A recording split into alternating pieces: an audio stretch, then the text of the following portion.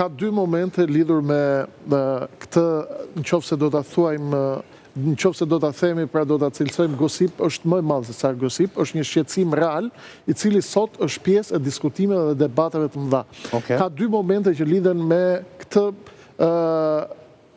pikë në cilën gjendet Elon Musk, Donald Trump dhe Amerika në tërësinë e saj. Është momenti i parë kur Elon Musk, sipas sekretarit amerikan të mbrojtjes, kam patur ftesë për të shkuar në Pentagon, Pete Hegseth, i cili e ka bërë ftesë zyrtarisht Elon Muskut për të qenë në Pentagon, dhe atje ka patur diskutime të hollësishme lidhur me kontributet e Elon Musk në pjesët e teknologjisë, inteligjencës artificiale dhe prurjeve që ai mund t'i bëjë teknologjisë amerikane. Prurja po marrë tani, është prurja po marrë. Si prurjet që mund të ketë ai në dimensionin teknologjik për të zhvilluar pjesët e caktuara. Sa i përket frikës... Pasë themi thonte që ai ka shkuar për të marrë... Aty po të vi tani. Në këtë moment kemi dhe një... Kundërshtarët kanë drejtë të ndojnë ashtu. Kemi dhe një zhvillim tjetër. Në datën 5 mars ka patur një mbledhje të nxehtë brenda shtëpisë së Bardhë.